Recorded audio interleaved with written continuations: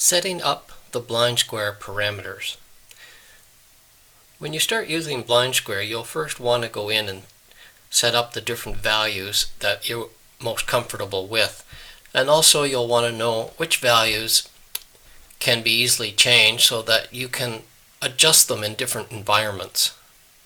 So from the BlindSquare home screen, I'm going to swipe down with one finger to the other button. Add place. Tools. Foursquare. Other. Button. And I double tap. Other. Alert. Blind settings. Button. At the top of the screen we see settings. I double tap. Back. Button. So we're on the settings, and there's a lot of settings here, and I'm going to go through some of them. Some of them we won't look at this time. Settings. Heading. Enable BlindSquare help. Switch button. On. So the first thing you might want to do is turn help on when you first start using BlindSquare. That'll give you more assistance as you use BlindSquare. Track destination automatically on entire route. Switch button. On. And track destination, you can turn that on and off. Automatically means that it will track your destinations as you travel automatically. Or if you prefer to control that, you can control that manually when you are doing your destinations selections. Shake gesture settings. Button. BlindSquare will perform different actions when you shake the phone. Let's have a look at that. Shake gesture settings. Back. Button. Shake gesture settings. Heading. Let's see what settings we can use. Shake to search address. Switch button. On. What 3 words? Switch button. Off. Shake to check into a place. Switch button. Off. Shake to read pedometer. Switch button. Off. Shake to hear public transport stops. Switch button. On. Shake to hear public transport stops. Switch button. On. So we see that shaking the phone will cause BlindSquare to perform different actions. Right now it's set to the transit stops. We could select Foursquare if we wanted to check in. We just shake our phone. So let's go back.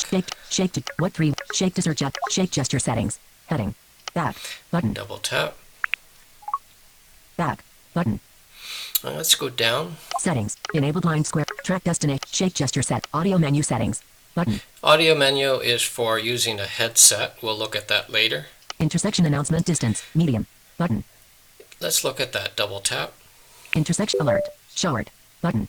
So intersection allows you to set your distance from the intersection to short, Medium. Selected. Long. Button. or long. Medium. Selected. Short. Button. So this allows you to have BlindSquare announce the intersection that you are approaching. If you're walking, you'll probably want to set it to short. If you're driving in a car, you'll want to set it to long, so you'll get more notice before you get there. It's important to note that the distance that is measured is from the middle of the intersection.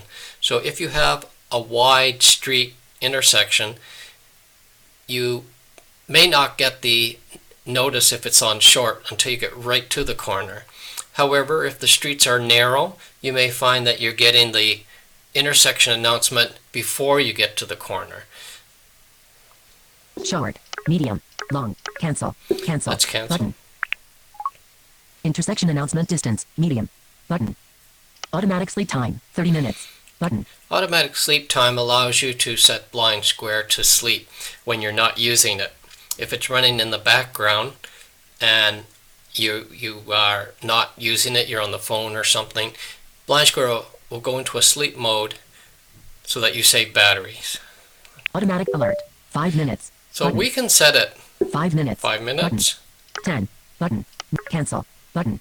Cancel. Button. 5 minutes. 10. Button. 15. Button. 20. Button. 30. Button. 45. Button. 60. Button. 90. Button. Never. Button. Cancel. Button. And you can set it to never if you don't want BlindSquare to sleep.